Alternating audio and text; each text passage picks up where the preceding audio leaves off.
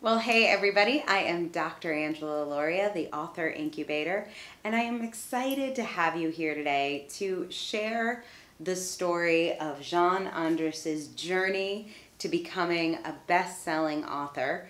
Jeanne, thank you so much for joining me. Angela, thank you so much for having me, and especially for having me here in Scotland. Yeah, so we are actually coming to you from our castle away from castle.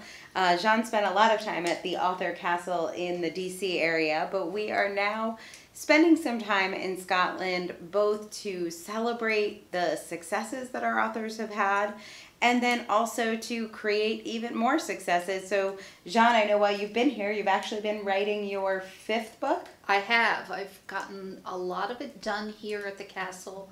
It's a great place to write. It's sort of, I don't know, mythic almost. Definitely, for sure. So we're going to talk over the next 30 to 45 minutes or so about where Jeanne was when she came to me, and then where she is today. How long has it been that we've been working together? A little over 2 years? It's been just about 2 years. 2 years. Yes. Okay. So we're going to talk about what could things look like for you in 2 years? How could things be different for you? And what might a 2-year-long journey to becoming you'll have five books, hopefully all bestsellers, within 2 years. That's something many of you watching might think like, how do you even write 1 book in 2 years? Never mind 5. You're going to find out if you stay tuned. I am super excited for you to hear about Jeanne's work, about her books, and mostly about how she's been able to make a difference. So Jeanne, let's go back in the time machine since we're in Scotland in an old castle. That seems easy enough. We'll go back just 2 years instead of 200 years. And I want to talk about when you came to me. I actually remember your application. One of the things that was most exciting to me about your application was you called yourself the Menopause Guru. And you already knew you really wanted to focus on menopause. So just tell us a little bit, where were you with your business, with your expertise? You knew you wanted to talk about menopause, but you were also, I think, a personal trainer, a nutritionist. Tell us where you were. I came from the world of personal training and health coaching.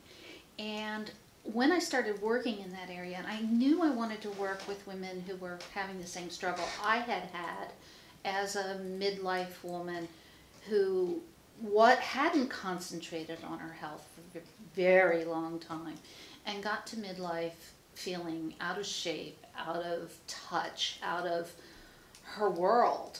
And so I went into that looking for a way to do that. And I realized that it's more than just health or diet. It's really all about what's happening to our bodies and in our bodies and in our souls when we reach midlife. Did you figure that out from working with clients? Did you figure it out from your own journey? Was it from your training? Kind of, how did you put that all together? It was sort of from both. It was started in my own world, but as I worked with clients, I found more and more we were talking about menopause and the changes that were happening in our bodies and how we couldn't lose weight or we couldn't stop the hot flashes. And then finding the ways nutritionally and through exercise and through self-healing to do that. So I knew I wanted to bring that message out, that menopause was really an opportunity for us. Love it. So when you were kind of in the early stages of coming up with the ideas for the book, tell me a little bit about what your business model was like. Were people coming to you for, I don't know, $50 a session for personal training, or how did that work? I kind of knew I had to go beyond the personal training and the dollars for sessions kind of model. So I had been trying to put packages together, but because menopause is such a big topic and there's so many ways into it, it was hard to put together a coherent message that said, underneath all this, this is what's happening to your body. And then whether it's weight or it's hot flashes or it's brain fog or it's anxiety or it's mood swings, it's all the changes that are happening to you and the opportunities that your body is telling you're ready for. So, yeah, I had an idea that I needed to do more than that, more organized, more package-like material, but I wasn't sure how to put it all together because there was so much stuff. Right. And so then even with the book, when you came to me, were you thinking there was one book that would be like the Menopause Bible? Everything One book to rule them all. Yes. Sort of like The Ring, but no, actually, and that was the biggest thing for me was as I was sitting down to write this book on my own. The first one. A book. A book. This book, which is now 5 books.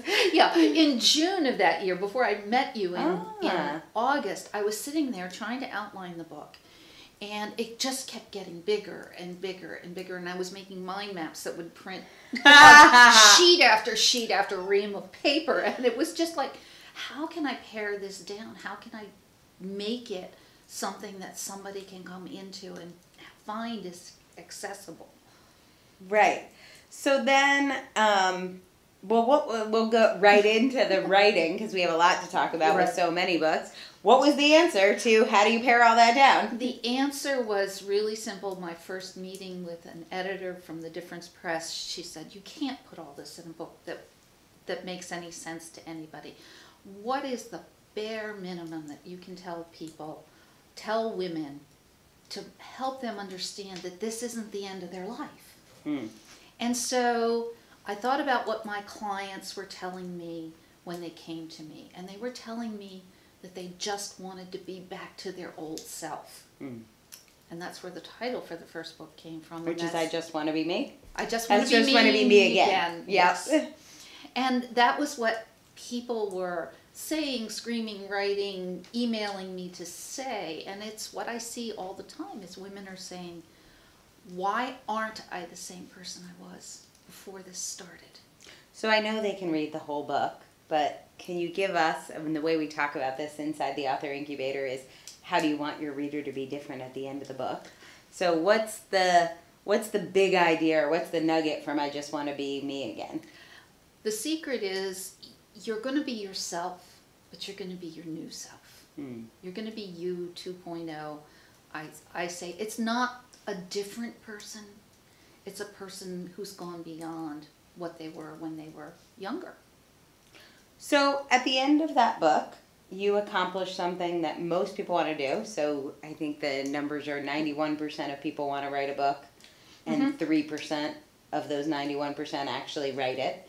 So at the end of that book, you wrote it, you published it, it was a bestseller. Why not stop there? What made you want to write more books? Well, and did that surprise you? It actually didn't surprise me because when Grace and I sat down in that first meeting, my editor, sat down in that very first meeting, she said she and I both realized that there were specific questions that women had. And they were questions around hot flashes. There were questions around weight loss. There was questions around why we can't think when we get into this place. So I wanted to be able to explain those things and provide solutions to women that they could implement on their own if they wanted to around those specific symptoms that they were feeling. So I wrote the 3 books, Lighten Up, Chill Out, and Think Again, on those specific topics. And so you knew going into the first book, I want to talk about what happens a lot for people is they start writing and then all these other ideas. Sometimes they're not even, your ideas are all kind of on the same topic, but sometimes like they'll get an idea for a children's book, or they're like, I could do a coffee table book. I really do a cookbook for menopause. Like, so all these ideas start coming in. First of all, how did you manage all those ideas? I'm guessing that happened for you. And then second of all, how did you feel like having a timeline, having a short time, did that make it harder or easier to manage all those ideas? It made it super easy to manage all those ideas. I took a little notebook, and it was somewhere nearby when I was writing. And if I had an idea for a cookbook, which I did, I would write it down. And if I had an idea for my children's book, which I actually am writing, right? She's but normal. that's on the 5-year plan. That's not. It's something that it's a little project I have going in the background. Grandma's going through the change. No, it's actually not even about menopause.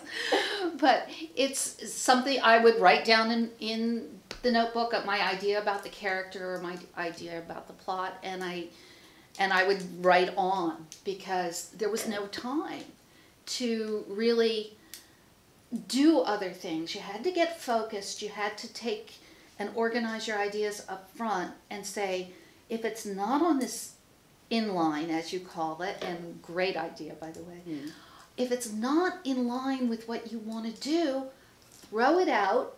If it's a good idea, keep it on the side burner, and if it's not a good idea, you can always throw it out completely later. But it allowed me to focus, and I tend to be a little all over the place. I was just going to ask that. Like, do you think of yourself as someone who, do you, like, people say, like, I thrive on deadlines. Are you someone who normally gravitates towards deadlines? I like deadlines. Okay. I'm better with deadlines than without. So a little self-awareness A here. little self-awareness. And what happens without them? Like, if you just had, before we started working together, you were working on a book, you had all the time in the world. I kept throwing in every idea that I had. So the book would have been well over 1,000 pages. It would have She'd be still writing it 2 years later. It would be in 8-point font, and no one would ever get better from their, they'd never be able to deal better with menopause as a result of that book. The book would have never made a difference in anyone's life. So your first book, I Just Want to Be Me Again, from the time we started working together until it was in that first reader's hands, was probably 3-4 months, something like that. August to November. What was that like? Was it scary to have your ideas out there? Did you feel like people might criticize you or think it wasn't good enough? Did you worry about bad reviews? What came up for you? I was super excited. For me, I knew that the book was good. I knew that the book had what it needed to have in it. So for me, I don't think I was really scared. I haven't had a whole lot of bad reviews. I had a couple, mostly saying that this isn't what they needed. Okay. It's not what you need. Go find what you need. But I was really fairly sure I had nailed the message I wanted to put out there. Was there ever a review or an email from a reader or something that made you feel like, I'm so glad I did this? Actually, just after I published the book, someone I knew called me up and she said, I was reading your book, and she was actually one of the people I tagged for an early reader copy. She got the advanced copy, and just after it published, she called me up and she said, I was reading it, and I kept thinking, boy, this would be the right advice for anybody who needed it. And then she got to one point in it, and she said, I'm the person who needed it. She worked with me on a program, and we immediately changed the way she was dealing with food. Her food issues weren't so much weight, but she was dealing with some autoimmune issues and couldn't find her way into eating the right way every day. We were able to correct that really quickly. And then we were able to open her up to huge changes in her life. And I'm proud to say that she has started her own business. She has a side business in art. She's still in her day job, primarily because it's government service and has such a great pension. She can't seem to walk away. Can't walk away. But they've even moved into a house that's perfect for them in this part of their lives, that she and her husband. So working with her was just a vindication of everything I had ever thought about how we need to look at our lives differently in this part of our lives that's just opens up to so many possibilities. So in your next book, you chose to focus on weight. So Lighten Up was Yes. your next book. So you did I Just Want to Be Me Again, started getting those first clients, your business model starts changing, you see the effects of actually helping readers, Right. which is such an amazing experience. Why was weight loss the next book? Weight loss was the next book. And obviously weight loss in menopause, I should say. Weight loss is the next book because for me that was the big problem. Learning to reacquaint myself with my body. And it's interesting because right now I'm dealing with it again. Mm-hmm. I just have always to say a new sometimes adventure being always human. a new adventure in being alive and eating in New Orleans. But part of it is that now I know that if I treat my body right, my body will treat me right. Mm. And so I wrote Lighten Up to help women re-establish a decent relationship with their body, no matter how long it's been since they had a decent relationship with their body. And it's not just about losing weight, because we can lose weight over and over and over again and do it again and do it again and do it again. But it's about loving oneself. It's about having the respect for your body to understand when it's feeling healthy and when it's not. So I wanted to give people a way to lighten up, both physically and up there. Love it. So with Lighten Up, it was your second book. Mm-hmm.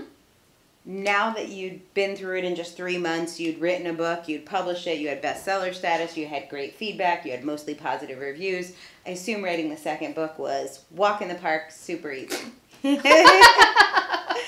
Why did you need me? Do you remember the day I called you up and said, so, can I move this to a later date? I do remember.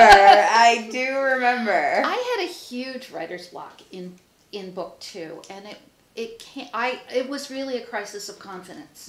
Can I really say this to someone? And it was hard. And your advice to me was, go write the pieces of the book that are easy to write. And, we did that. And I did that, and you actually told me sort of every day check in. How is it on the other part? Is it any better today? Is it any better? Do you feel ready to write that? And I finally found the place where I could say to people what I needed to say about what I call the inner game of weight loss, which is how you stay on a diet, how you stay motivated, how you really connect to who you are that is capable of losing weight and worthy of losing weight. But one thing I remember about this, and it's something I think so many people go through and they misdiagnose it for themselves, is the writer's block that shows up, there's often a message in. Sometimes it's a message about the book, and I have I don't know if you've ever met my client Karen Albers. She did a couple books with us, and she had a major writer's block, and I love this story because her chapter was about practice, the importance of practice. And when she was writing it, she was like super bored, like so bored. She just couldn't, she's like, I know what I want to say in this chapter, but I can't write it. And the big lesson behind that was practice. I don't know if you've ever like played an instrument or learned a language. Right. Like, practice is fucking boring. Yeah. Like, practice is like the worst thing in the world. And so the big message behind that was like, oh, I can't just write the same old advice about practice. Like, you know, you have to keep practicing. She's like, I have to find a way to make practice fun, or the reader's going to be boring and they're going to give up. So there was a message in there. But a lot of times, you guys, what's happening with the writer's block showing up is actually something in your own life that what I say is to become the person who wrote the book, you have to get past that block. Yes. So for you, it's a very like throat chakra block, which we see a lot of. There was a conversation that you had to have in your personal life that I think most people would have thought has nothing to do with writing the book. But I think that like standing in your power and claiming your authority, the root of the word authority is author, to be the author of this book, you had to sort of connect with your voice, not just on the inner game of weight loss, but on the inner game in what would seem to most people like a totally separate area of your life. And I think when we saw that writer's block shift from you, it wasn't even, I think, in the end that big of a deal having a difficult conversation like we've all had to have with a boss or a spouse or a friend, but you had a difficult conversation, and once you had that, it was there for you. Yes. So I think a lot of people think that's separate, but have you found throughout all of these books that there's been a personal growth journey that you've... Absolutely.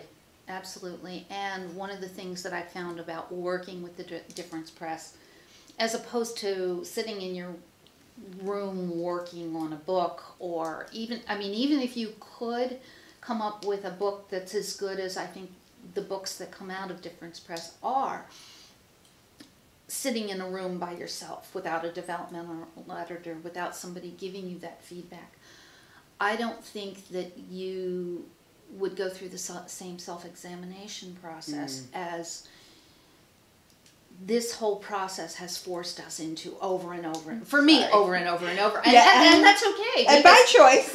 By choice. I mean, I don't make her right. No one says you have to come to these calls and face your demons. No one says you have to come to these calls and explain to yourself, much less to anybody else who's on the call, why you are stuck as a writer, or why you feel like it's not your place to tell somebody to do this or that or the other thing, or why you feel that it is your place to be able to tell somebody that. So we have to own our own power. We have to own our own demons. And that is all part of that process of becoming the person who wrote the book. It is partly the craft of writing. Like, you will have to sit at a keyboard and type words, but there's also your own personal journey.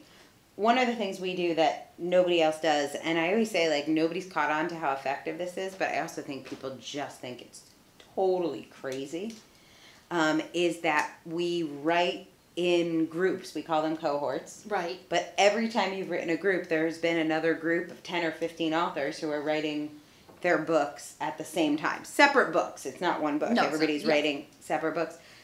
So instead of having, let's say, an hour a week with a book coach or a developmental editor to hear yourself talk, you get as much time as you need with me or with your editor, but you're doing it in public, sort of a safe space, but in front of other people. How do you think the group worked for you, as opposed to, let's say, you were still working with me or still working with Grace and our team, but everything was one-on-one? How do you think it would be different? You know, the funny thing is, I think Chill Out, I wrote a lot because there was a lot going on in my life besides the book. Is that when you were having your grandchild? Moving? Yeah, I can't exactly like, write. There was that like was things brain fog. going Yeah, on. so many books. But I think one of them I wrote, and I think it was Chill Out, I wrote more in a vacuum. And I don't think I think the book is as good. I think the book is good. I think the book has the information because I knew the process and but I don't think I grew as much during the writing of that book.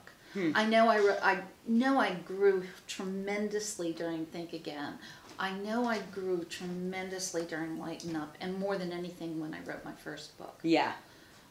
There was just a quantum leap in who I was, in how I could work with my clients, how I could coach people to accept what was going on and take that and make it a bigger and better thing for themselves.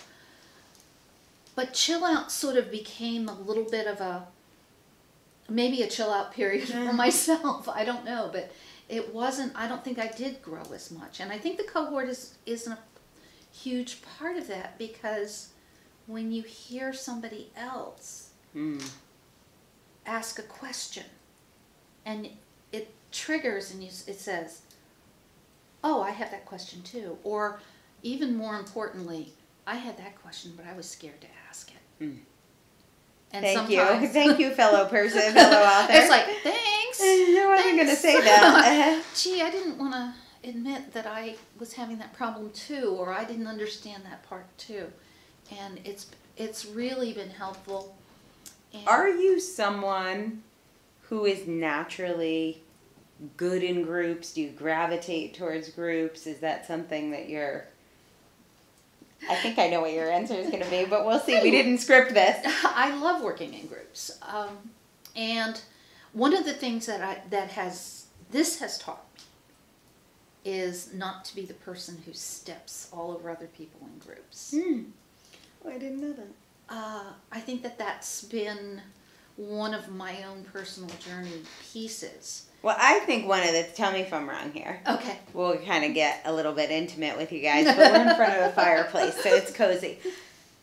I have always been somebody, and I think we have this in common, that's felt like I didn't really fit in groups. So I was very much, like I was a swimmer. There was a team, but... I wasn't passing the ball to anybody. Right. What you did didn't really affect anybody else. I mean, there were points for the team, but I wasn't like passing a ball. I wasn't like, I'm not awesome at groups or teamwork. Yeah. And I sort of am somebody who naturally, not that I don't like them, but I spend a lot of my time feeling like I don't really fit in. That's like been one of the themes of my life that I think we share. I think we share that. How has that story shifted for you? I don't think there are many people who have fit in better to the author incubator. You keep fitting in. You've been fitting in for a couple years. A couple years now. Have you made friends that you maybe wouldn't have made otherwise? I have made some of the best friends of my life. Some of my closest... Well, I got pulled in by one of my best friends. Oh. Karen Anderson. Oh, that's right. Oh, we love her. Karen and I were very good friends and we've been online friends for years. So part of a group of online people that I knew over the years. And I got her into coaching and she dragged me into your program. So it was kind of fun. But beyond that, I've made a lot of good friends through, there's people in a couple of the cohorts that I still am in very good, close touch with, as well as in your marketing group. There have been people that I think will be friends for life. Yeah, that's what I think is part of that magic is like, I've watched over 2 years. You really wanted to keep the I don't fit in story at the beginning, and now it's just silliness. Like, it doesn't even come up at it. Every once in a while, it'll like show up, and I like watch how fast you work through it. You're like, oh wait, that story doesn't work anymore. That story doesn't work here. For one thing, it's very much not a story that fits into your group in particular. It's also a story that I have from parts of my life that don't serve me anymore. But I think knowing that, I think one of the things that this group gives me is a place where I can land and know that everybody gets me. And that's really important for me. But part of it is that when you look at, I guess because you talk so much about your ideal reader and you talk so much about, well, how many menopausal women are there in the world? Well, and we can probably figure out the number. Yeah, I figured it. I can figure it out, and it's about 60 million women in the United States alone. So, but not all of them are my ideal reader. So I don't need to worry about what those other 59 million think. Right. They can read my book and get what they want from it, or not read my book at all, and it's no big deal. Because the people who want what I have to offer will find me. So talk a little bit about that. You've gotten more and more specific. I remember when I first met Iris, your first ideal reader. So you've gotten more and more specific. Who is your ideal reader? What does this concept mean to you in your life? Who do you help? And then what's the problem that you want to solve for them? Okay, my ideal reader is like me. She feels like menopause has kicked her out of her comfort zone, out of the world that she's created for herself in the years that her children were going to school or in the years that she had her job. She always felt like she knew how she fit in. But then along comes menopause and its hormonal changes, and all of a sudden she doesn't feel comfortable in her body, or she doesn't feel comfortable in her marriage, or she doesn't feel comfortable because she's having hot flashes, or whatever it is. Or maybe the job is not the right job for her anymore. Maybe she's just ready to move on and do what it is that she's meant to do in the world, that she's done this for the years that she's done it because she needed to. And now it's time to move on. So the problem I help them solve, or help my ideal reader solve, is getting back to comfortable in their bodies, listening to the messages that their bodies have for them. Because it's very often, when I quit my job, I had RLS, restless leg syndrome, and itching. I was itching to get out of my job. I was restless. That I did not know. You didn't know that, but literally, I spent weeks. I was actually traveling for my work, and every time I'd get on a plane, I'd be shaken. I'd just be like restless. I wanted to get out, and so when I'm sure a lot of doctors would be happy to give you pharmaceuticals for that. Right. No shortage of drugs. Right, available. There's no Requip or whatever it is. And then there's drugs to help with the effects of the drugs. Right, right. You need that. So when I realized that my body was simply telling me it was time to leave, all of it went away. Right. All of it went away. And that's what you see happen with your clients. And that's exactly what I see happen with my clients, is that they... Sometimes it takes work. I mean, if you've gained weight just doesn't drop off overnight. It's too bad. If you're carrying the burdens of the world on your shoulders, and that's what your fat is all about, it doesn't go away overnight. You have to do something about it. But a lot of times it just becomes very easy because your body says, oh, you heard the message. Typically, how long do you work with your clients? I love working with my clients for 3 months.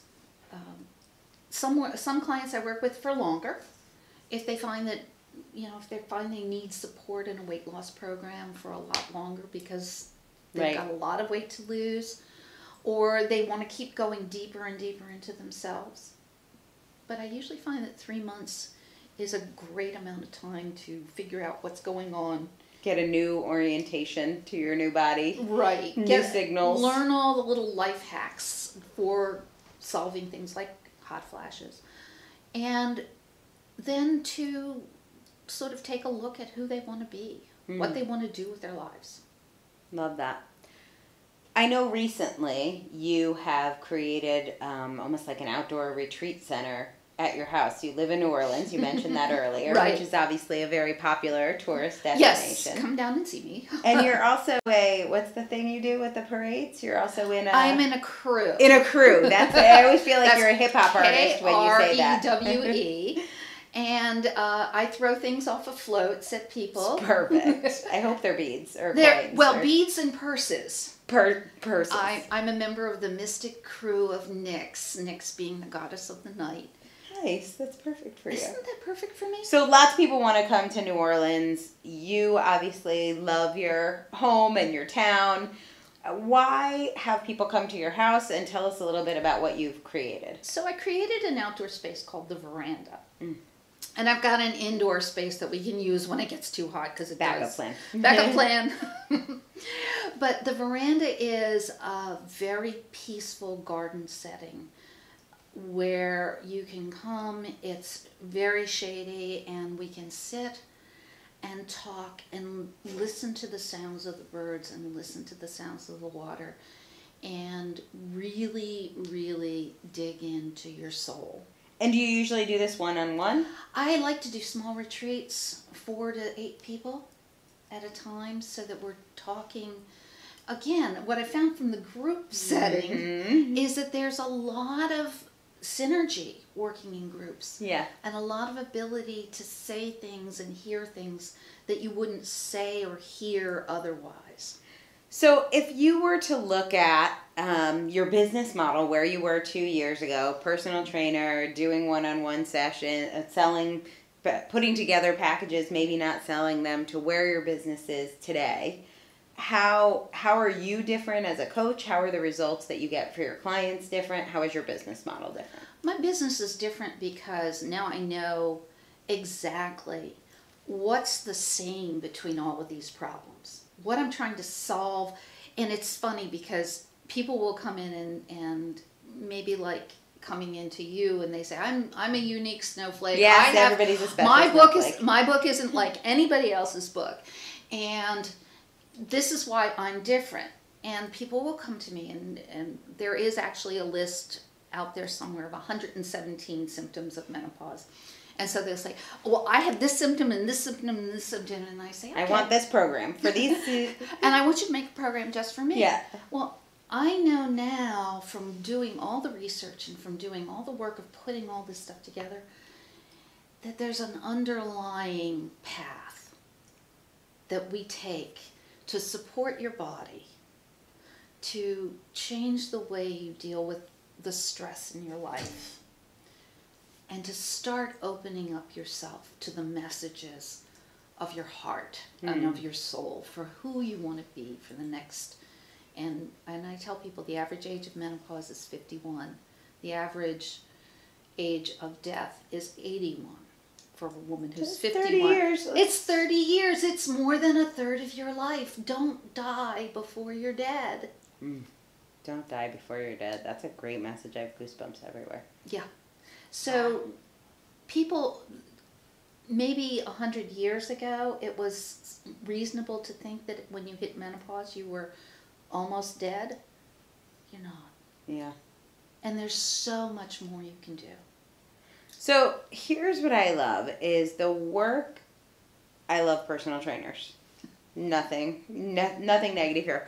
But the work that you could do with a client in a gym, in a 1-hour session as a personal trainer, one-on-one, compared to the work you can do in a group of 4 to 8 people in your own backyard with the birds singing, where you can really go deep. Like no, weightlifter guy's gonna like walk by while you're talking about some very personal, intimate issues. Right. You have this like private space in your home. You're leveraging your time up to 8x. So you're getting paid 8 times for the same hour. And who cares that you're getting paid 8 times more for that same hour? The transformation is the same. I would say even deeper.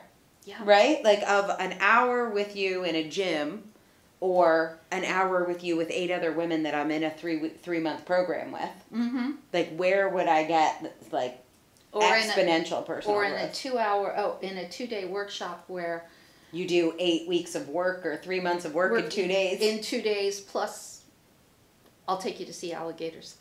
Plus the alligators. Plus alligators. And you do some adventure stuff too, right? I just like we did yesterday, I have to say we had the most marvelous tour of Loch Lomond and falconry. And it's amazing doing things with your clients. Because you it's had wonderful. Was it a falcon or a hawk that flew through? It was a hawk. Hawk.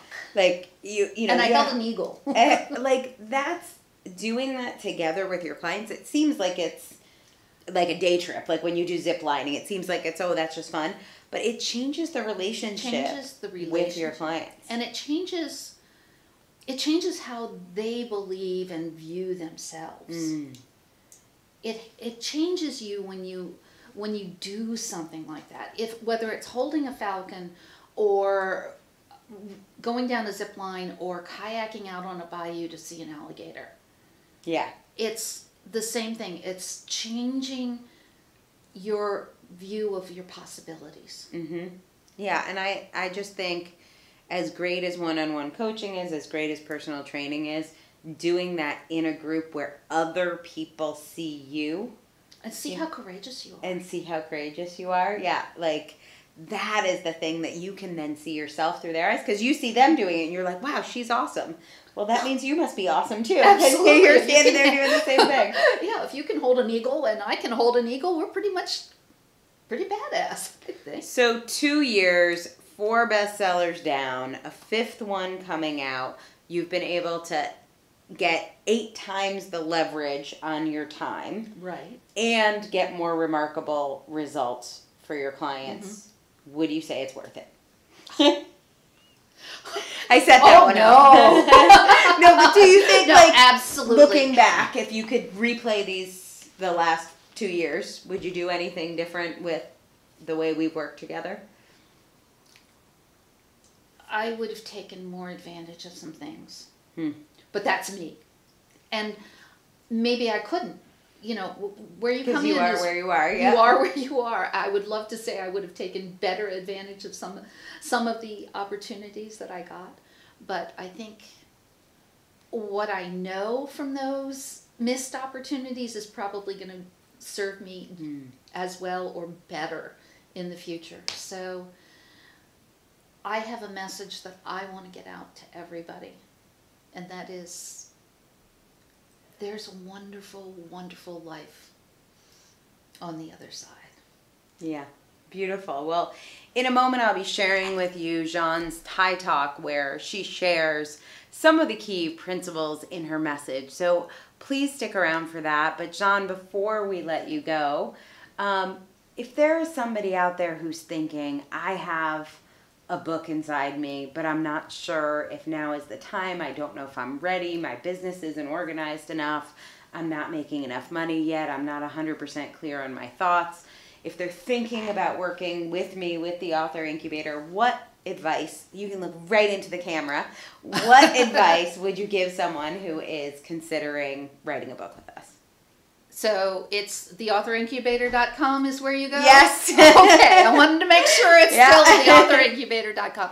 Go there, fill out the application, don't hesitate, don't worry about where the money is going to come from, because you have, if this is what your soul is calling you to do, do it. Absolutely, positively, the best business decision I made. I'll save the personal decision for getting remarried. But the best business decision I ever made. Awesome. Well, I am so honored to have been on this journey. I'm excited for your 5th book to come out. Do we have a name for that? Yes. So people can stay tuned. It'll Stay probably be tuned. out by the time you're watching this. This is for your husband. Where is my wife and what have you done with her?